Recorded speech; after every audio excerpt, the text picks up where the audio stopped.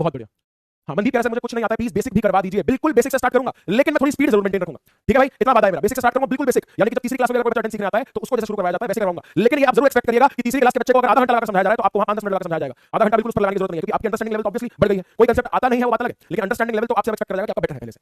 ठीक है, ठीक है, रेडी, चलो। और जरूर अपने पास नोट्स इसके रखना आगे के लिए भी, जब रिपोर्टेड स्पीच पढ़ोगे तो ये आपके बिल्कुल टिप्स पर याद होने चाहिए। ठीक है, चलो स्टार्ट कर रहा हूं। अब देखो यार, पहला क्वेश्चन क्या आता है। जनरली कभी भी मैं ऑफलाइन में जब भी कभी पढ़ाया है, एक क्वेश्चन पूछ लो, अगर या आपकी स्कूल की टीचर पूछ ले, चलो बच्चा पार्टी है ना, पहला क्वेश्चन बताओ क्या होते हैं टेंसेस, व्हाट आर टेंसेस, है ना, क्या होते हैं टेंसेस। अब या तो बच्चा एक दूसरे की तरफ ऐसे टेढ़ी आंखें करके मुस्कुराता है ना, ऐसे ऐसे ऐसे, लेकिन आप इससे पूछ लिया है ना, पहले तो वेट कर रहे थे हमारा बनाए है ना, और उसके बाद क्या, मैम मी, मैम मी, मेरे से पूछ रहे हो, मैम मेरे से पूछ रहे हो, हाँ बेटा आपसे पूछ रहे हैं। अच्छा अच्छा, मैम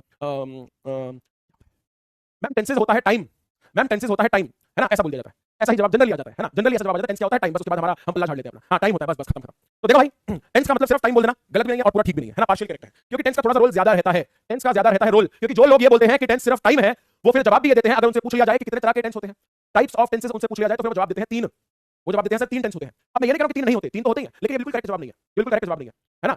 अब सुनो, a tense is a form of the verb, a tense is the form of a verb जिसके अंदर वर्ब्स का इस्तेमाल किया जाता है, और पूरा गेम वर्ब्स का ही है, कहीं ना कहीं वर्ब्स का और साथ में हेल्पिंग वर्ब्स का ही पूरा गेम है, जो आपको अलाउ करता है क्या बताने के लिए, क्या एक्सप्रेस करने के लिए टाइम को। ये बात ठीक है कि वो वर्ब्स हेल्प करते हैं आपको बताने के लिए कि किस टाइम में कौन सी एक्टिविटी हुई। वर्ब का मतलब क्या होता है, अच्छा अब अगर कोई ये भी पूछ ले, क्योंकि अब वादा कर दिया सर ने बेसिक से बताओ तो बेसिक में हर चीज बतानी पड़ेगी। वर्ब का मतलब भी बताता हूं, वर्ब का मतलब होता है एक्शन वर्ड। आप में से कोई पूछता हुआ दिखे मेरे को तो पहले बता रहा हूं, ठीक है ना, कोई एक्शन वर्ड या फिर कोई एक्टिविटी, खाना पीना दौड़ना भागना, ये सब क्या है, एक्शन वर्ड्स है, ठीक है, तो इनको कहते हैं वर्ब। अब आगे तो टाइम को एक्सप्रेस करने में हमारी हेल्प करता है, साथ में ठीक है किसी भी एक्शन के टाइम को एक्सप्रेस करने में हेल्प करता है, और state of being in a language, यानी कि वो जो वर्ब हो रहा है, वो एक्टिविटी हो रही है, वो किस प्रकार से हो रही है, प्रेजेंट में भी वो किस प्रकार से या तो हो रही है, या तो होती है, या हो चुकी है, या हो रही होगी, या हो रही थी, हो चुकी थी, फर्क आ गया, बहुत सारे फर्क आ गया ना। तो जो उसका स्टेट है, ठीक है ना, किस प्रकार से उस एक्टिविटी को किया जा रहा है टाइम के रिस्पेक्ट में, इसका मतलब होता है टेंस। अब किसी को अगर इंट्रोडक्टरी पार्ट मेरी शब्दों का खेल समझ नहीं आया तो परेशान होने की जरूरत नहीं है, अभी मैं इसको डिटेल में आसान शब्दों में समझाऊंगा, ठीक है। यानी कि टेंस के हिसाब से, एज पर द टेंस, ये जो वर्ब है ना भैया, ये जो वर्ब है ना, ये जो वर्ब है ना, it takes different forms in a sentence to make it meaningful. ये जो वर्ब है सेंटेंस को मीनिंगफुल बनाने के लिए, सिर्फ टाइम का रोल नहीं प्ले कर रहा है, उस सेंटेंस को मीनिंगफुल बनाने के लिए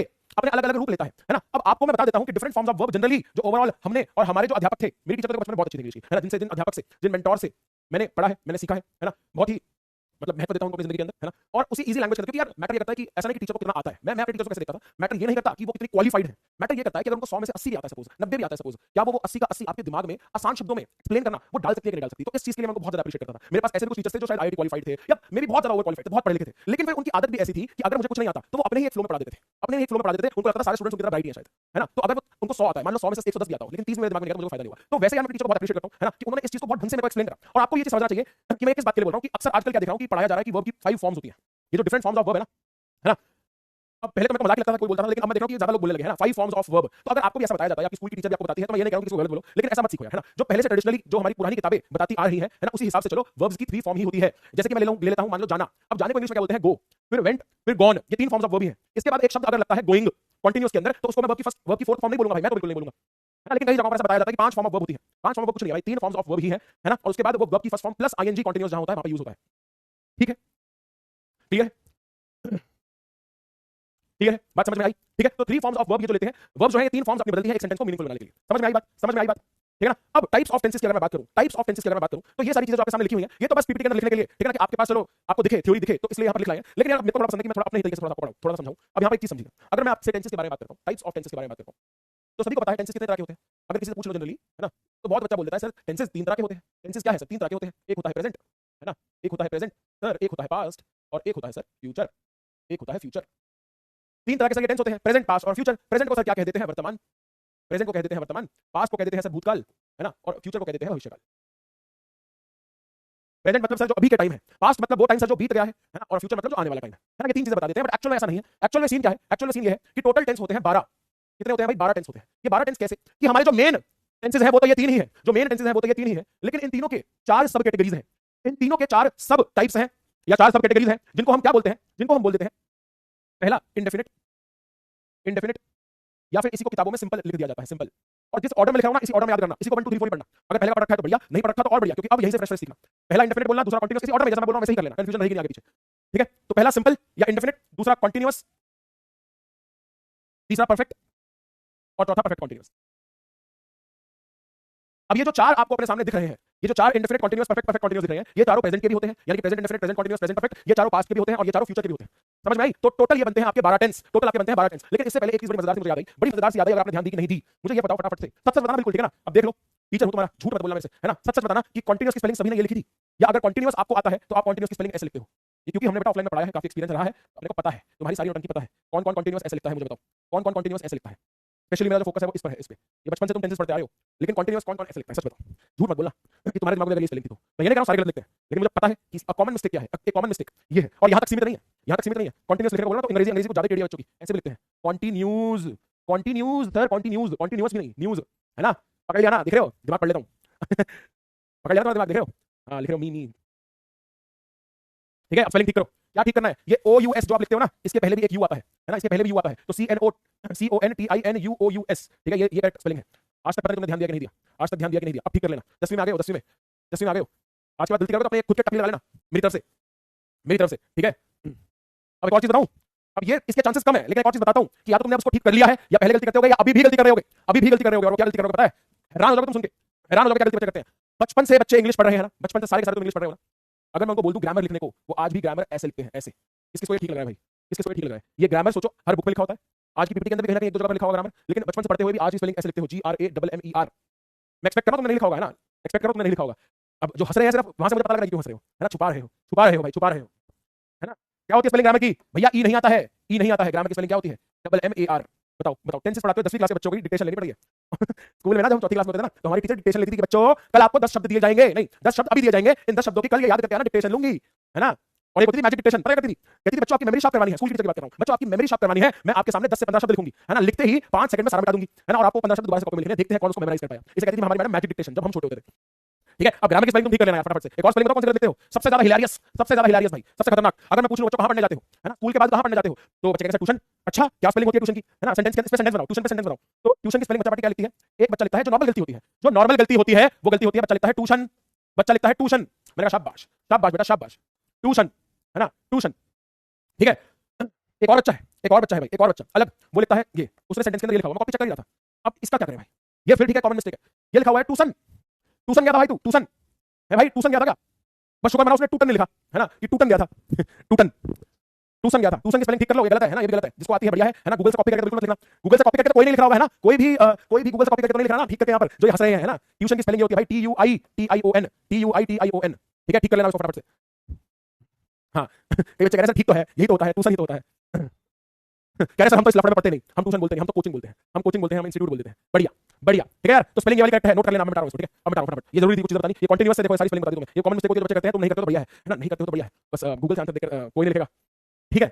चलो आगे आ जाओ, वापस वापस वापस फटाफट यहाँ आ जाओ। अब सीन क्या है? सीन ये है भाई कि सिर्फ इनके रूल्स नहीं पढ़ेंगे, है ना? सीधा इनके रूल्स पर जंप नहीं करेंगे अपन, है ना? इनको समझेंगे इनका मतलब क्या है। हिंदी में भी और इंग्लिश में भी ऐसे कौन से सेंटेंस होते हैं that falls under the category of indefinite continuous perfect या परफेक्ट कंटीन्यूअस, ठीक है? मतलब समझते हैं कि क्या मतलब होता है ना? क्या सेंटेंस हमें मीनिंग बताता है, क्या सेंटेंस हमें एक सेंस बताता है कि कौन सा सेंटेंस इंडेफिनिट कहलाता है, कौन सा सेंटेंस कंटीन्यूअस कहलाता है, ठीक है? एक बेसिक डिफरेंस बताता हुआ चलूंगा जनरली आपको। सुनो मेरी बात। अब मान लो मैं बोलता हूं राम बाजार जाता है, ठीक है? मैं बोलता हूं राम बाजार जाता है, एक दूसरा सेंटेंस बोलता हूं कि राम बाजार जा रहा है। क्या ये दोनों सेंटेंस वर्ब तो सेम हो रहा है ना? जाना, वर्ब सेम हो रहा है जाना, लेकिन दोनों का मतलब अलग अलग है। यानी कि इन दोनों स्टेटमेंट्स का, इन दोनों सेंटेंस का जो पीछे का कंटेक्स्ट हो सकता है, जो पीछे का क्वेश्चन हो सकता है, वो काफी अलग हो सकता है ना? राम बाजार जाता है, Ram goes to the market, और राम बाजार जा रहा है, Ram is going to the market. दोनों में फर्क क्या है? एक में बताया जा रहा है कि भाई राम अक्सर, ये उसकी हैबिट है, ठीक है? किसी भी इंसान की हैबिट है, किसी भी इंसान की हैबिट है या एक रिपीटेटिव एक्टिविटी है, ये उसकी रूटीन का एक पार्ट है, ठीक है? और दूसरे सेंटेंस के अंदर राम बाजार जा रहा है, इसके अंदर बताया जा रहा है आपको कि भाई इस मोमेंट पर राम क्या कर रहा है, इस मोमेंट पर एक्टिविटी क्या हो रही है, ठीक है भाई? इतना सा बेसिक डिफरेंस समझ में आ गया सभी को? अब इंडेफिनिट के अंदर आप लिख सकते हो कि क्या हमें पोर्ट्रे करा जाता है कि भाई या तो आए हमारा कोई हैबिचुअल वर्क, या तो आए कोई हैबिचुअल या रिपीटेटिव वर्क या रिपीटेटिव एक्टिविटी। एक तो इस चीज के लिए हम प्रेजेंट के अंदर इंडेफिनिट का यूज करते हैं। इसके अलावा कोई यूनिवर्सल फैक्ट हो, कोई यूनिवर्सल फैक्ट हो या यूनिवर्सल ट्रुथ हो, इसके लिए भी हम प्रेजेंट में इंडेफिनिट का यूज करते हैं। इसके लिए भी हम प्रेजेंट में इंडेफिनिट का यूज करते हैं। हाँ, पास्ट में जो इंडेफिनिट है उसका एक रोल रहता है ये बताने के लिए कि कोई भी एक्टिविटी, कोई भी इंसिडेंट व्हिच जस्ट हैपेंड, कोई भी एक घटना घटित हुई, उसको बताने के लिए ये हुआ, अच्छा मैं वहां गया, अच्छा मैंने खा लिया, ये बताने के लिए हम पास्ट इंडेफिनिट के अंदर, हम ये बताने के लिए हम पास्ट में इंडेफिनिट का यूज करते हैं। बात समझ में आई? लेकिन हैबिट बतानी हो चाहे पास्ट की, तो उसके अंदर भी पास्ट इंडेफिनिट यूज करते हैं।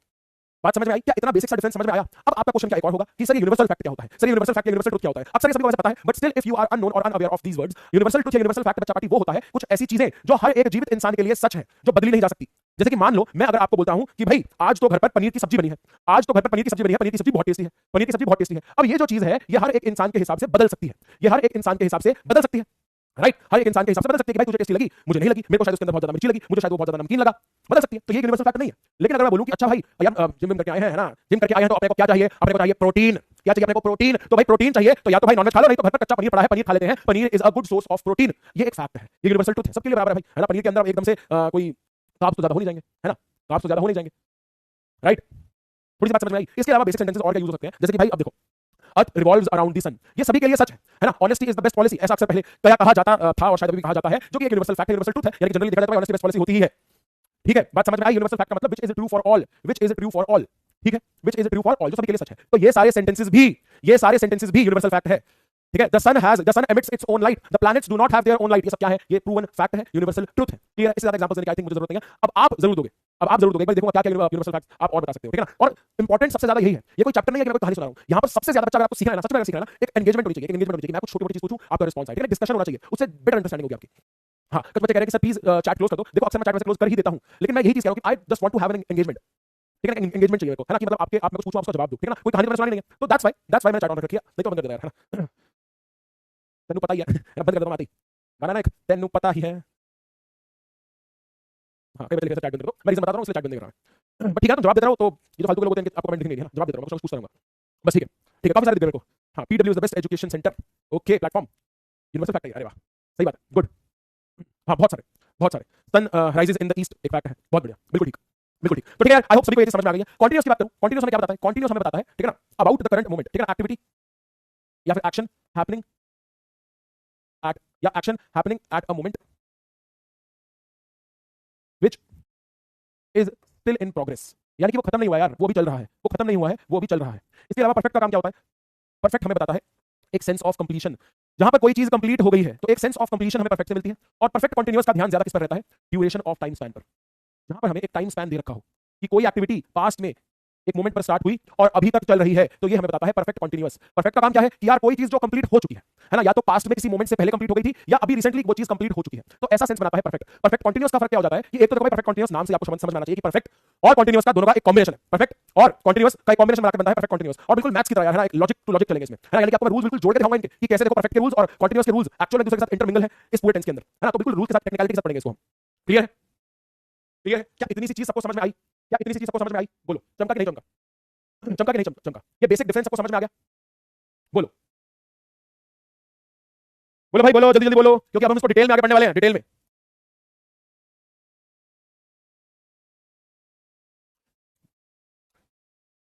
बढ़िया बढ़िया, ठीक है। और जिस जिसका भी डाउट रहेगा ना, अभी मैं इसको डिटेल में दोबारा से बता दूंगा, ठीक है, डिटेल में हम डिस्कस करेंगे। अभी मैंने सिर्फ बेसिक बेसिक डिफरेंस बताया है ना, मैं डिटेल में दोबारा बताऊंगा, दोबारा एक बार समझने की कोशिश करना, ठीक है। मैं दोबारा रिपीट करके बोल रहा हूं, जो भी बच्चे लिख रहे हैं कि सर प्लीज रिपीट, मैं अभी दोबारा समझाऊंगा, वेट फॉर द मोमेंट, ठीक है, वेट फॉर द मोमेंट, ठीक है। चलिए, हाँ, जिनको भी परफेक्ट और ये कंटीन्यूअस थोड़ा लग रहा है तो मैं दोबारा बता दूंगा इसको, ठीक है, दोबारा बता दूंगा, कोई प्रॉब्लम लेने की जरूरत नहीं है। चलो, अब ये तो मैंने लिखकर खुद अपने हाथों से बता दिया, है ना। अब जो यहाँ पर लिखा हुआ है इसको पढ़ लेते हैं कि भाई वो क्या बोल रहा है कि तीन टेंस होते हैं, प्रेजेंट, पास्ट और फ्यूचर, है ना। जैसे कि I get up early in the morning, I get up early in the morning. अब ये सेंटेंस आपको पढ़ते ही मीनिंग क्या समझ में आ रहा है? खुद सोचो, हमेशा सोचना सीखो यार, हमेशा ना आपको जिंदगी में सीखना है एजुकेशन सिस्टम किस चीज के लिए बना है या एक्चुअली किस चीज के लिए होना चाहिए, या आपको इससे क्या ऑब्टेन करना चाहिए, आपको अपनी अंडरस्टैंडिंग बढ़ाना, इवैल्यूएट करना, किसी चीज को एनालाइज करना, यहाँ से जरूर सीखना चाहिए, ठीक है। कोई सिखाए या ना सिखाए वो बात अलग है, लेकिन एज अ स्टूडेंट आपका सबसे पहला गोल जरूर ये होना चाहिए कि हम सोचना सीखें, ठीक है। अपनी डिपेंडेंसी जितनी हो सके खुद पर ही रखें किसी चीज को पढ़ने की, यानी कि क्षमता, सेल्फ स्टडी जिसको बोलते हैं, कि अगर कोई मुझे समझाने वाला ना भी हो तो 70%, 80%, 90% या हो सके तो पूरा का पूरा हम उसको खुद से भी पढ़कर समझकर पेपर देकर आ सके, चीजों को खुद से पढ़ना, ठीक है। अब यहाँ से खुद मीनिंग समझो क्या आ रहा है। I get up early in the morning, यहाँ पर एक जो वर्ब है गेट अप, ये एक हैबिट की तरह आपको बताया जा रहा है ना। अगेन प्रेजेंट इंडेफिनिट का एक सेंटेंस है ना। I read a book yesterday, अब येस्टरडे वर्ड यहाँ पर हमें एक हिंट दे रहा है किसका? पास्ट का। तो ऐसे ही सेंटेंसेस जब आपको फॉर्म्स ऑफ वर्ब फिल करने को भी आते हैं इंग्लिश के अंदर, आपको खुद सोचना है, अकल लगानी वहां पर, है ना, कि क्या कोई हिंट दे रखी है। बहुत जगह हिंट दे रखी होती है, बहुत जगह पर हिंट दे रखी होती है ना। ये येस्टरडे से पता लग रहा है कि पास्ट इंडेफिनिट की बात हो रही है। अब ये रीड, रेड और रेड, ये एक वर्ब ही ऐसा है जिसकी तीनों फॉर्म ही सेम होती है,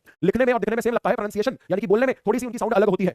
फर्स्ट फॉर्म के अंदर उसको रीड बोलते हैं, है ना, सेकंड फॉर्म में रेड बोल दिया जाता है, स्पेलिंग सेम होती है, और थर्ड फॉर्म में भी रेड ही बोल दिया जाता है। उसके बाद आई शैल गो टू अमृतसर टुमारो, अभी टुमारो शब्द इस सेंटेंस के अंदर फिट होने के बाद हमें ऑलरेडी हिंट दे रहा है कि कहानी फ्यूचर की है। आई होप सभी को यहां तक क्लियर है। इसके बाद क्या?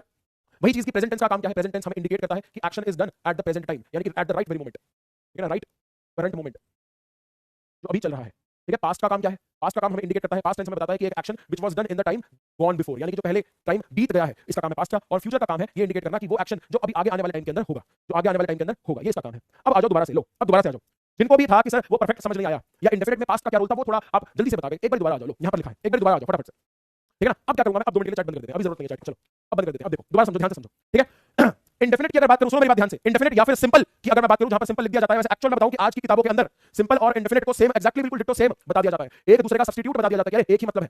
किताबों के अंदर भी इवन आज तक लिखा रहा है, लेकिन अगर आप सच में कोई पुरानी रिलायबल बुक देखोगे, वो जो पुराने टाइम की बुक है ना, उसके अंदर ढंग से एक्सप्लेनेशन है। मेरी टीचर ने मुझे बताया हुआ है, आपको अगर क्यूरियोसिटी में आपको एक डिफरेंस बताऊंगा, थिन लाइन ऑफ मार्जिन है दोनों के बीच में, कि सिंपल टेंस अलग होता है और प्रेजेंट में इंडेफिनिट टेंस अलग होता है, दोनों में फर्क होता है। हम टाल देते हैं एक में ही कि सारे सेंटेंस सिंपल बोल दो, उसको इंडेफिनिट बोल दो, ऐसा नहीं है। ये भी एक चीज बताऊंगा, मुझे याद दिलाना, ठीक है ना। बट पहले एक बार इंडेफिनिट ढंग से एक्सप्लेन कर देता हूं आपको। इंडेफिनिट का काम क्या है कि अगर आप प्रेजेंट इंडेफिनिट में देखते हो, अगर आप प्रेजेंट इंडेफिनिट में देखते हो, पांडा लोग ध्यान दो, तो इसका काम यह है कि एक्शन को इस तरीके से बताना, एक्शन को, एक्टिविटी को या वर्ब को इस तरीके से बताना कि यार वो ना एक हैबिट है, वो ना एक हैबिट है। यानी कि ये जो स्टेटमेंट या जो लाइन या जो सेंटेंस आपको बोली जाएगी, बताई जाएगी, इंडेफिनिट का सेंटेंस बोला जाएगा, उसका क्वेश्चन भी कुछ ऐसा होगा। सपोज अगर आप आंसर दे रहे हो एक स्टेटमेंट में, ठीक है, ग्राम बाजार जाता है, इसका क्वेश्चन भी क्या होगा, ठीक है, क्वेश्चन भी क्या होगा कि भाई तुम्हारे घर पर कौन बाजार जाता है, तुम्हारे घर पर सब्जियां लेने कौन जाता है ना, स्टोर कौन जाता है। तो वहां पर एक जनरल बात बताई जा रही है ना कि हमारे घर से यार, है ना, हमारे घर से राम बाजार जाता है ना, या मोहन रात को लेट सोता है ना। तो एक आदत आपको ऐसी बताई जा रही है, एक हैबिट बताई जा रही है। अब जरूरी नहीं है, ध्यान से सुनना मेरी बात, ऐसा मत मान लेना कि अच्छा ये चीज रोज होनी जरूरी है, नहीं, रोज होनी जरूरी नहीं है ना। अगर आप ऐसा बोलते हो कि मैं साल में 2 बार पहाड़ों पर घूमने जाता हूं, तो अब ये रोज तो नहीं हो रहा, लेकिन पहाड़ों पर घूमने जाना ये जो एक वर्ब है, ये एक रेपिटेटिव हैबिट में आपको बताया गया है। अब वो रेपिटेशन ऑफ हैबिट जरूरी नहीं है कि डेली हो, वो वंस अ वीक भी हैबिट हो सकती है ना, वो वंस अ फोर्टनाइट भी हो सकता है। फोर्टनाइट जब ऐसे यूज कर लो, जैसे मैंने यूज कर लिया ना, कितने नॉर्मली आप भी अपने लैंग्वेज में यूज कर लो फोर्टनाइट, जनरली तक मुझे नहीं लगता करते होगे, है ना। तो वंस अ फोर्टनाइट ऐसे बोलोगे, देखो आपको लगेगा कि अरे बाकी अपने आसपास के लोगों से शायद मैं अलग वर्ड यूज कर रहा हूं, तो maybe once a month, है ना, maybe twice a month, तो वो हैबिट कैसे भी हो सकती है, ठीक है। बात समझ में आई, साल में 2 बार चाहे आप जाते हो, लेकिन जो वर्ब है वो हैबिट की तरह आपको बताई जाए, ठीक है। तो इट इंडिकेट्स द एक्शन और वर्ब एज अ हैबिट या फिर डेली रूटीन, ठीक है, चाहे डेली रूटीन हो चाहे वीकली हो, ठीक है ना, इस तरीके से। या फिर आप इसकी जगह लिख सकते हो रेपिटेटिव, रेपिटेटिव एक्टिविटी। तो एक काम प्रेजेंट इंडेफिनिट का क्या होता है, ये होता है जैसे कि Ram goes to the market, ठीक है। इसके अलावा यूनिवर्सल फैक्ट्स बताने हो, यूनिवर्सल ट्रूथ बताने हो, ये भी प्रेजेंट फॉर्म में प्रेजेंट इंडेफिनिट का काम रहता है, इंडेफिनिट इन प्रेजेंट। जैसे कि earth revolves around the sun, earth revolves around the sun, universal truth है, बहुत सारे आपने खुद बता दिया। इसके अलावा सबसे इंपॉर्टेंट ये बात कि पास्ट इंडेफिनिट में जो मैक्सिमम यूज रहता है इंडेफिनिट का, वो किस चीज के लिए रहता है ना। It also states the happening of an action, कि कोई भी बस एक चीज हुई, किसी ने कुछ किया, वो आपको अगर स्टेट करना है, किसी को बताना है, आप पास्ट इंडेफिनिट का वहां पर यूज करते हो, वर्ब की सेकंड फॉर्म का यूज करते हुए, जैसे कि ही ड्रैंक द मिल्क, जैसे कि ही ड्रैंक द मिल्क। इस तरीके से हमने उसको कर लिया। बात समझ में आई या यहां तक समझ में आई? अगर समझ में आ गई है तो आपके पास वहां पर एक ऑरेंज कलर का प्यारा सा हार्ट बना हुआ है ना, एक ऑरेंज कलर का प्यारा सा हार्ट बना हुआ है, उस माध्यम से मेरे तक पहुंचा दो कि हां सर अब क्लियर है, इंडेफिनिट तो सर पक्का क्लियर है, एक बेसिक मतलब समझ में आ गया, अब रूल्स पढ़ेंगे।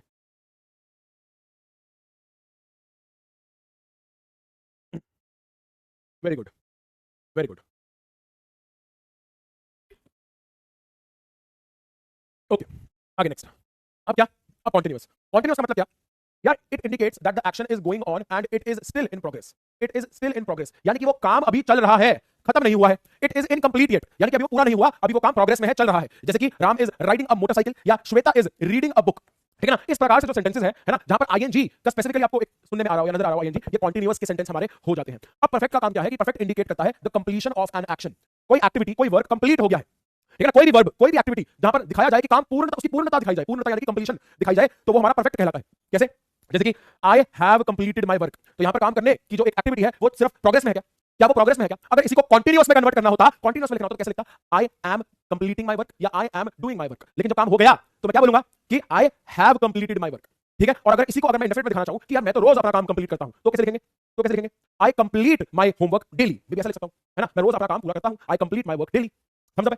क्लियर है? आसान शब्दों में बात समझ में आ रही है ना। अब आगे, जैसे कि Gita has eaten all the mangoes, ठीक है ना भाई, कि भाई गीता ने सारे आम खा लिए हैं, ये कार्य पूरा कंप्लीट हो चुका है, ठीक है ना। जैसे कि डिनर के बाद अगर मैं बोलूं कॉन्टिन्यूअस में लिख रहा हूं, तो Gita is eating a mango, या फिर ऐसा लिख सकते हैं, अगर इसको इंडेफिनिट में शो करना है तो गीता लव्स मैंगोज या गीता ईट्स मैंगोज, ऐसे लिख सकते हैं, ठीक है ना। अब यहां पर अगर कंप्लीशन हो रही है तो Gita has eaten all the mangoes, ऐसा हम लिख सकते हैं। आई होप सभी को क्लियर है? Great, great. अगर यहां तक क्लियर है तो परफेक्ट कॉन्टिन्यूअस पर आ जाते हैं। परफेक्ट कॉन्टिन्यूअस क्या है? पहली बात तो परफेक्ट और कॉन्टिन्यूअस का कॉम्बिनेशन है, जैसा हम शब्द बताते हैं, है ना। अब इसका लेकिन मतलब क्या है? इसका मतलब क्या है? तो मतलब ये है कि यार अगर आप कॉन्टिन्यूअस टेंस को ढंग से समझ लो, अगर आप कॉन्टिन्यूअस टेंस को थोड़ा सा समझ लो, तो कॉन्टिन्यूअस के अंदर बस आप ड्यूरेशन ऑफ टाइम को थोड़ा सा प्रायोरिटाइज कर दो, यानी कि थोड़ा सा ध्यान और हाईलाइट आप प्रायोरिटाइज कर दो इसको, ड्यूरेशन ऑफ टाइम स्पैन को, है ना, ड्यूरेशन ऑफ टाइम स्पैन किसी भी एक्शन को, तो वो प्रेजेंट कॉन्टिन्यूअस से या पास्ट कॉन्टिन्यूअस से हमारा टेंस बन जाता है परफेक्ट कॉन्टिन्यूअस। यानी कि मैं बोलता हूं कि यार ऐसे डायरेक्टली बताऊंगा, चलो इसको मैं बताऊंगा जब मैं ढंग से इसको डिटेल में पढ़ाऊंगा, ठीक है। एग्जांपल देकर ढंग से बताऊंगा। अभी ऐसे बोल दूंगा ना तो ना तो ढंग से समझ आएगा, और थोड़ा सा आ जाएगा, थोड़ा नहीं आएगा, फिर कंफ्यूज होगे, ठीक है। तो इसको पूरा एक्सप्लेन जब मैं टेंस को पढ़ाऊंगा तब एग्जांपल देकर समझाऊंगा। अभी सिर्फ इतना समझो कि यार ये कॉम्बिनेशन है दोनों कॉन्टिन्यूअस और परफेक्ट टेंस का, ठीक है ना। क्योंकि पहले कॉन्टिन्यूअस मैं आपको डिटेल में पढ़ाना चाहता हूं, फिर कॉन्टिन्यूअस समझ में आए तो बताऊंगा ना कि परफेक्ट कॉन्टिन्यूअस कैसे कॉन्टिन्यूअस से अलग है, या कॉन्टिन्यूअस में क्या ऐड करें थोड़ा सा, है ना, कैसे प्रायोरिटाइज करें ड्यूरेशन ऑफ टाइम स्पैन को कि वो परफेक्ट कॉन्टिन्यूअस हमारा पूरा का पूरा बन जाए। लेकिन फिर भी एक छोटा सा हिंट, एक छोटी सी एक्सप्लेनेशन है कि भाई अगर कॉन्टिन्यूअस में एक सेंटेंस होता तो यहां पर होता कि Ram is reading a book, Ram is reading the book. लेकिन परफेक्ट कॉन्टिन्यूअस के अंदर टाइम स्पैन आ गया, स्पेसिफिकली टाइम मेंशन कर दिया कि Ram has been reading the book for 4 hours. ये जो 4 घंटे आपको दिख रहे हैं ना, एक छोटा सा हिंट समझो बस कि ये ड्यूरेशन ऑफ टाइम स्पैन है, ये वही ड्यूरेशन ऑफ टाइम स्पैन है। Gopal and his friends have been playing football since morning, ठीक है। तो अब यहां पर क्या ऐड कर दिया? प्रायोरिटाइज कर दिया टाइम की ड्यूरेशन को भी, सिर्फ खेल नहीं रहे, इतने बजे से खेल रहे हैं, यानी कि खेलने की जो एक्टिविटी है, जो वर्ब है ना, जो एक्शन है, ये पास्ट में एक मोमेंट पर स्टार्ट हुआ and it is still going on, it is still going on, ये खत्म नहीं हुआ, it is still in progress. ठीक है, तो ऐसा बनता है हमारा परफेक्ट कंटीन्यूअस। थोड़ा डिटेल में समझेंगे आगे। क्लियर है? क्लियर है? चलो अब आगे बढ़े, अब आगे बढ़े। अब सबसे मजेदार चीज क्या कि सर कहां यूज होने वाले हैं टेंसेस। तो देखो भाई, टेंसेस जो है हमारे सेंट्रली लोकेटेड ग्रामेटिकल टॉपिक होते हैं, यानी कि टेंस यहां होता है बीच में, इसके आजू बाजू इसी से ही निकलकर बाकी सारे टॉपिक बनते हैं, है ना। रिपोर्टेड स्पीच, जैसे कि reported speech, active passive voice, तो ये एक सेंट्रली लोकेटेड हमारा टॉपिक है। इसी से ही हमारा कंडीशनल्स भी जो पूरा होता है वो तब हो पाता है जब टेंसेस आपको आते हो। कंडीशनल्स या फिर चाहे सब्जेक्ट वर्ब एग्रीमेंट की बात हो, सब्जेक्ट वर्ब कॉनकॉर्ड भी लिखते हैं कई लोग, या सब्जेक्ट वर्ब एग्रीमेंट भी लिखते हैं। ठीक है, और ऐसे कई सारे टॉपिक्स टेंसेस से ही निकलते हैं। तो रिपोर्टेड स्पीच में, एक्टिव पैसिव वॉइस में, सब्जेक्ट वर्ब एग्रीमेंट में, कंडीशनल्स में, एक्सेट्रा और भी जितने टॉपिक है टेंसेस से ही आगे फॉर्म होते हैं। अब फाइनली कहानी शुरू करते हैं इसकी डिटेल एनालिसिस की। डिटेल एनालिसिस की रेडी गाइस, रेडी। अब मेन बारी है नोट्स बनाने की। अब तक तो सारा इंट्रोडक्शन ही चल रहा था, अब तक ये सारा इंट्रोडक्शन ही चल रहा था। अब जो मेन चीज सीखनी है वो यहां से सीखनी शुरू करनी है। जो मेन चीज सीखनी है यहां से लिखनी और सीखनी शुरू करनी है। ठीक है भाई, रेडी हो जाओ बिल्कुल। क्या प्रेजेंट इंडेफिनिट टेंस हिंदी और इंग्लिश दोनों में ट्रांसलेट करते पड़ेंगे। अब समझो, अब समझो, देखो यार प्रेजेंट इंडेफिनिट का रोल क्या रहता है, मतलब क्या रहता है, ये अब हमने आराम से पहले पढ़ लिया है। Habitual work, daily routine work. आप चाहो तो यहाँ पर लाइन बनाकर आगे एक नोट लिख सकते हो यहाँ पर, बट हालांकि पहले भी है तो मैं उम्मीद करता हूं कि आप अपने नोट्स के अंदर पहले ही उसको लिख चुके हो। एक बेसिक क्या उनका काम रहता है, क्या उनका रोल रहता है, इंडेफिनिट का क्या मतलब होता है, तो यहाँ पर मैं उसको मेंशन नहीं करूंगा। अब मैं आपके एक क्वेश्चन का जवाब दूंगा कि सर हिंदी में ऐसे कौन से सेंटेंसेस होते हैं, मतलब तो समझ में आ गया, लेकिन हिंदी में ऐसे कौन से सेंटेंस रहते हैं जिनकी आइडेंटिफिकेशन यानी कि देखकर पता लग जाए कि ये इंडेफिनिट का सेंटेंस होता है। कोई एंडिंग इनकी ऐसी कोई स्पेसिफिक होती है क्या? तो बिल्कुल होती है। देखो, अगर लास्ट में किसी सेंटेंस के ता है, ते है, ती है, ऐसा लास्ट की साउंड आती है, लास्ट में एंडिंग इससे अगर होती है, ता है, ते है, ती है, ये सारे के सारे सेंटेंस हमारे प्रेजेंट इंडेफिनिट के कहलाते हैं। ठीक है ना, इंडेफिनिट तो है ही, ता, ते और ती। ये जो है शब्द आ रहा है ये रिप्रेजेंट करेगा प्रेजेंट को। पास्ट में ये बस ता था, ती थी और ते थे हो जाएगा। अब फॉर एग्जांपल मैं एक सेंटेंस लेता हूं आपके लिए, मैं एक एफर्मेटिव सेंटेंस लेता हूं, एक एफर्मेटिव सेंटेंस। एक ही सेंटेंस को सबके अंदर मॉडिफाई करते हुए चलेंगे ताकि हमें समझ में आए कि कैसे कैसे डिफरेंशिएट कर रहा है। सपोज मैं यही सेंटेंस ले लेता हूं कि राम बाजार जाता है। ठीक है, अब मुझे पता है एक क्वेश्चन आपका क्या आने वाला है, ये शब्द दिख गया आपको। सर ये एफर्मेटिव क्या होता है, सर ये एफर्मेटिव क्या होता है, अरे सर एफर्मेटिव का मतलब बताओ। तो यहाँ पर एक छोटा सा टॉपिक और आप लोगों के लिए, बस इसमें कोई बहुत समझाने वाली चीज नहीं है, सर बता रहा हूं। ठीक है, उतने ही टाइम के अंदर समझो और नोट डाउन कर लेना। ठीक है, क्योंकि कोई बहुत ज्यादा हिलेरियस टॉपिक नहीं है कि बहुत ज्यादा कोई कंसेप्ट है इसके अंदर। अब समझो एफर्मेटिव का मतलब क्या होता है। एफर्मेटिव सेंटेंस, ये टाइप्स ऑफ सेंटेंस है। ठीक है, एफर्मेटिव सेंटेंस हमारा होता है जनरली इसको बोल दिया जाता है एक पॉजिटिव सेंटेंस। ठीक है ना, पॉजिटिव सेंटेंस बोल दिया जाता है। तो मैं कह सकता हूं कि अ पॉजिटिव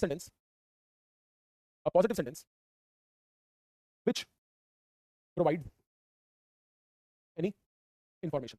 कोई भी एक पॉजिटिव सा सेंटेंस जो हमें एक इंफॉर्मेशन प्रोवाइड करे उसे मैं क्या बोल देता हूं, एफर्मेटिव सेंटेंस। यानी कि बच्चा पार्टी, ओ मेरे प्यारे प्यारे नन्हे मुन्नो, इसी को ही क्या बोलता हूं, सुनो, इसी को ही बोलता हूं पॉजिटिव सेंटेंस। आपकी किताब के अंदर इसी को ही एजर्टिव भी लिखा जाता है, एजर्टिव। ठीक है ना, ये इसका सिनोनिम है। सिनोनिम मतलब कि सेम शब्द होना, सेम मतलब होना। और इसी को ही किताब के अंदर डिक्लेरेटिव भी लिखा जाता है। क्या लिखा जाता है? डिक्लेरेटिव। ठीक है ना, एग्जांपल कोई भी लिख सकते हो, कोई भी एग्जांपल, है ना।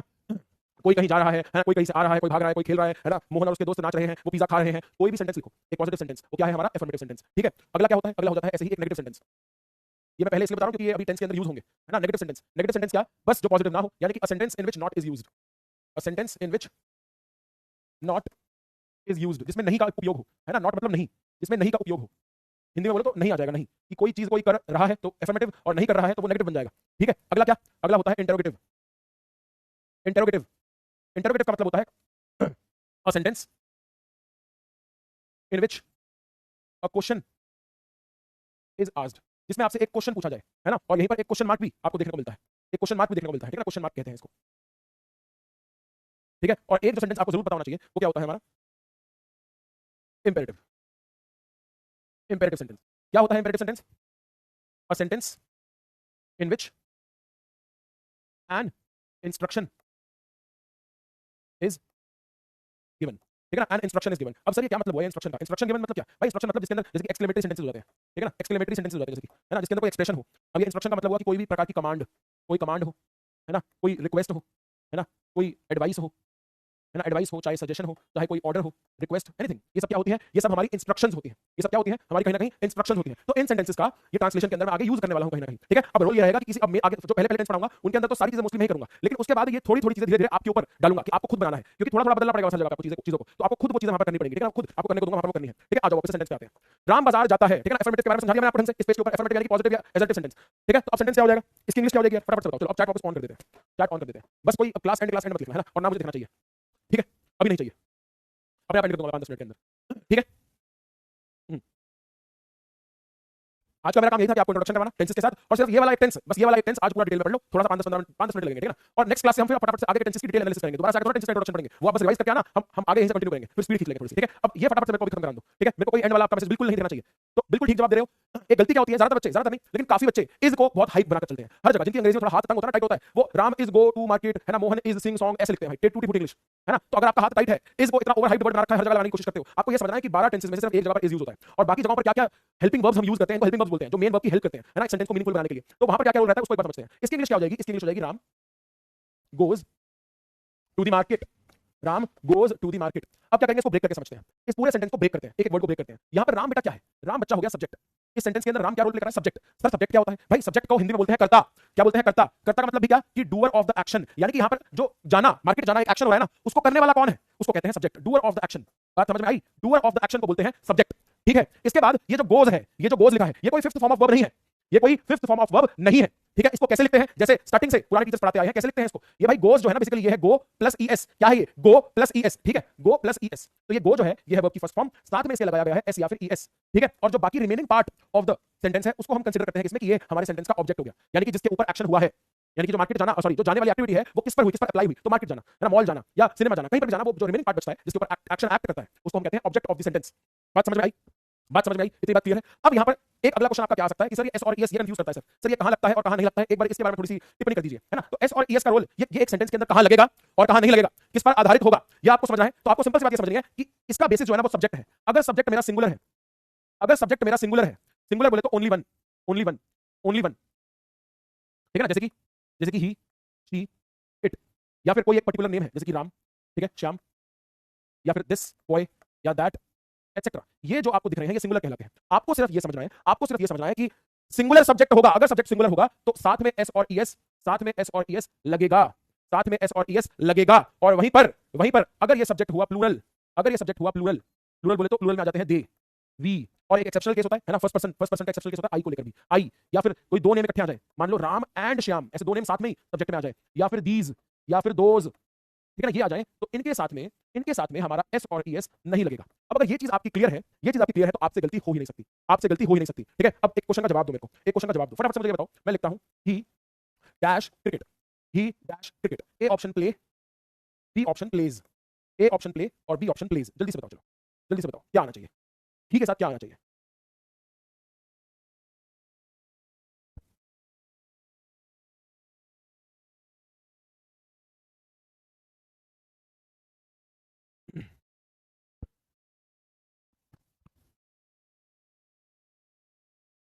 ओके, आई होप सभी ने जवाब दे दिया है। आंसर क्या होना चाहिए भाई, आंसर होना चाहिए बी पार्ट प्लेज। बहुत बढ़िया, लेकिन 21% बच्चा अभी भी गलत लिख रहा है, अभी भी गलत लिख रहे हो भाई, अभी भी गलत लिख रहे हो। 21% स्टूडेंट्स आर स्टिल इनकरेक्ट। आपको ये समझना पड़ेगा कि भैया ही जो है ये सिंगुलर सब्जेक्ट कहलाता है, ही जो है सिंगुलर सब्जेक्ट कहलाता है, साथ में आएगा प्लेज, प्ले और एस, प्लेज, ठीक है। और वहीं पर अगर हमारा क्वेश्चन हो कि they dash cricket, they dash cricket, ठीक है ना, तो यहां पर आंसर क्या आ जाएगा, यहां पर वर्ब आएगा प्ले, साथ में एस और ईएस लगेगा क्या, नहीं लगेगा, साथ में एस और ईएस नहीं लगेगा, ठीक है। इतनी बात समझ में आई क्या, इतनी बात सभी को समझ में आई, क्लियर है इतनी सी बात, आई होप सभी को क्लियर है। आगे बढ़ते हैं, आगे बढ़ते हैं। अब मान लो सब्जेक्ट हो जाए नेगेटिव, अब अगर सब्जेक्ट हो जाए नेगेटिव, है ना, तो सेंटेंस क्या हो जाएगा, सेंटेंस हो जाएगा राम बाजार नहीं जाता है, राम बाजार नहीं जाता है। अब बताओ क्या आएगा, अब एक शब्द इसके अंदर जुड़ जाएगा, अब एक शब्द इसमें जुड़ जाएगा। मैं चाहूंगा एक बार कमेंट सेक्शन में आप रैली बना दो फटाफट आंसर्स की, कि क्या इसकी ट्रांसलेशन होगी, जल्दी से एक बार मुझे बताओ फटाफट से। राम बाजार नहीं जाता है कि क्या इंग्लिश में कैसे लिखें इसको।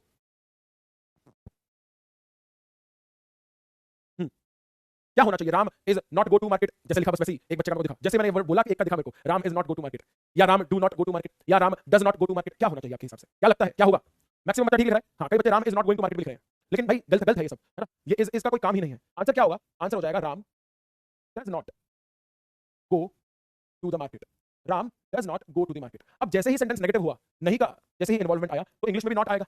अब ये जो नॉट आया ना, तो आपने देखा ये डज नामक एक शब्द एक और आ गया। ये डज क्या है, ये डज क्या है, ये डज हेल्पिंग वर्ब है, ये डज हेल्पिंग वर्ब है। तो प्रेजेंट इंडेफिनिट में आपको एक चीज समझाता हूं, देखो अगर आपसे पूछा जाए कि प्रेजेंट इंडेफिनिट में हेल्पिंग वर्ब कौन सा यूज होता है, तो अक्सर बच्चे जवाब देते हैं सर डू और डज। प्रेजेंट इंडेफिनिट में हेल्पिंग वर्ब कौन सा यूज होता है, बच्चे जवाब देते हैं सर डू या फिर डज यूज होता है, डू या फिर डज यूज करते हैं। तो मैं आपको एक बात बोलूंगा, ये थोड़ी सी बात गलत है, एक्चुअल में सिर्फ डू यूज होता है। हमारा एक ही हेल्पिंग वर्ब प्रेजेंट इंडेफिनिट में यूज होता है, वो है डू, वो होता है डू, जो हेल्प करने के लिए आया है ना। अब ये राम है यहाँ पर सब्जेक्ट, राम है यहाँ पर सब्जेक्ट। अब जो एफर्मेटिव के अंदर जो हमारा मेन वर्ब की फर्स्ट फॉर्म थी, जो मेन वर्ब की फर्स्ट फॉर्म थी, है ना, इसके साथ एस और ईएस लगना था। किस बेसिस पर लगना था, किस बेसिस पर लगना था कि अगर सब्जेक्ट सिंगुलर होगा आपका, अगर सब्जेक्ट सिंगुलर होगा तो एस और एस लगाएंगे, सब्जेक्ट प्लूरल होगा एस और एस नहीं लगाएंगे। अब ये काम मेन वर्ब नॉट के आने पर कहता है कि अब हेल्पिंग वर्ब आ गया मेरा यार, है ना, मेरी मदद करने के लिए, मेरी हेल्प करने के लिए ये डू नामक जो शब्द आ गया है, तो अब भाई मेरा असिस्टेंट है, मेरी मदद करने आया है, तो अब ये काम मेरा नहीं है भाई, मैं अपना मौज मस्ती में फ्री होकर बैठूंगा, है ना। ये जो डू आया है इसको सौंपो ये काम, अब एस और एस लगाना है कि नहीं लगाना है इसको सौंपो ये काम, है ना, ये काम बस यही करेगा अब। तो सब्जेक्ट प्लस डू के साथ में एस और एस आता है या तो नहीं आता है। अब अगर सब्जेक्ट होगा सिंगुलर तो डू के साथ डू ईएस ये लग जाएगा, जिसको हम डज बोलते हैं, क्योंकि डज अपने आप में कोई शब्द नहीं होता, डज अपने आप में कोई शब्द नहीं होता, ये डज नामक शब्द सिर्फ हमें शॉर्टकट के लिए बता दिया जाता है, आपको एटलीस्ट उसका सोर्स क्लियर होना चाहिए, है ना। डू ही हमारा मेन हेल्पिंग वर्ब है ना। वो डज बनता कैसे है, ये जो एस और एस का रोल रहता है इसके साथ लगने की वजह से वो डज बन जाता है, साथ में हमारे यहाँ पर नॉट आएगा, फिर वर्ब की फर्स्ट फॉर्म आएगी और रिमेनिंग हमारा रह जाएगा ऑब्जेक्ट, रिमेनिंग हमारा क्या रह जाएगा, ऑब्जेक्ट रह जाएगा। क्लियर है, क्लियर है, आपको बस ये पता होना चाहिए कि सिंगुलर के साथ एस और एस लगता है तो डू प्लस ईएस लगेगा, प्लूरल के साथ एस और एस नहीं लगता है तो सिर्फ डू रहेगा, सिर्फ डू रहेगा, सिर्फ डू रहेगा। यानी कि आप बोलोगे कि ही, ठीक है ना, डज नॉट प्ले क्रिकेट, और दूसरी तरफ बोलोगे they do not play cricket. इस वजह से ये डू और डज का फर्क आ रहा है सिंगुलर और प्लूरल की वजह से कि कहां पर एस और एस लगेगा कहां पर नहीं लगेगा, है ना। ही के साथ ये डू प्लस ईएस डज और दे के साथ सिर्फ डू, दे के साथ सिर्फ डू। बात समझ में आई, ठीक है, चमके या नहीं चमके, एंड कर दो सर, एंड कर दो, एंड कर दो एंड कर दो, एंड कर दो, रोते रहते हो बैठ के भाई, रोते रहते हो। समझ आया कि नहीं आया भाई, जल्दी से जवाब दो फटाफट से। क्या यहां तक सभी को सारी की सारी बात क्लियर है या नहीं है, क्या यहां तक सभी को सारी की सारी बात क्लियर है या नहीं है, कैसे हमारा हेल्पिंग वर्ब लगता है नहीं लगता है, क्लियर है कि नहीं है, क्लियर है तो अभी छोड़ नहीं रहे यार, छोड़ नहीं रहे। एक सेंटेंस और सुनो, अगर इंटरप्रेटिव हो जाएगा तो ये हो जाएगा क्या राम बाजार जाता है ना, क्वेश्चन पूछा जा रहा है क्या राम बाजार जाता है, और लास्ट में आएगा क्वेश्चन मार्क। अब इसमें आपको कुछ नहीं करना है, एक छोटा सा फर्क क्या आता है कि जो हेल्पिंग वर्ब यूज होगा सब्जेक्ट के हिसाब से, जो हेल्पिंग वर्ब यूज होगा वो बस सेंटेंस के बिगिनिंग में आ जाएगा, वो सेंटेंस के बिगिनिंग में आ जाएगा। यानी कि इसकी इंग्लिश होनी चाहिए, अगर राम क्या राम बाजार जाता है क्या हो जाएगा ये कि does Ram go to the market, does Ram go to the market. इस प्रकार से आप इसको लिखोगे और आगे बनाओगे क्वेश्चन मार्क। यानी कि जो हेल्पिंग वर्ब है ये डू और डज जिसको हम कहते हैं ये आपका पहले आ जाएगा, इसके बाद आ जाएगा सब्जेक्ट, फिर आएगा आपका वर्ब की फर्स्ट फॉर्म जो प्रेजेंट में यूज होती है इंडेफिनिट में, और ऑब्जेक्ट के बाद क्वेश्चन मार्क लगाना मत भूलना। क्लियर है, क्या इतनी सी बात समझ में आई, क्या ये वाला पार्ट चमका, ढंग से चमका, तो जितना वादा किया था उतना ही कहा कि भाई प्रेजेंट इंडेफिनिट आपके लिए यही है, प्रेजेंट इंडेफिनिट आपके लिए यही है। क्या इतनी बात क्लियर है, क्या सभी को इतनी बात क्लियर है, जल्दी से बता दो फटाफट से, जल्दी से बता दो फटाफट से, क्लियर है या नहीं, समझ में आ गई कि नहीं आ गई। अगर आ गई है तो आज की क्लास को यही खत्म करते हैं, आज की क्लास को बच्चा पार्टी यही खत्म करेंगे। अगर पांडु को मेरे प्यारे से थोड़ा लेट तो मैंने कर दिया है, जरूरी है करना, हमारा कर्तव्य है, इतना हक रखते हैं हम आप पे, है ना, कि 5-10 मिनट चाहे तो फालतू पढ़ा सकते हैं, है ना, पूछा नहीं जाएगा, है ना, हक है हमारा, ये बताया जाएगा, है ना, कि क्लास चलेगी 5-10 मिनट और। अब 5-10 मिनट और नहीं यार, अब तो खत्म हो गई, है ना, अब खत्म हो गई है ना, अब फाइनल वाली खत्म हो गई है। एक बारी अगर यहाँ तक समझ में आ गया तो guys Pandu OP in the chat हो जाए फटाफट से, और अगर आपने कुछ सीखा है थोड़ा बहुत, है ना, एक बारी जल्दी, ये ध्यान में रखते हुए कि अभी हम परफेक्ट नहीं है ना, हम उस रास्ते पे हैं।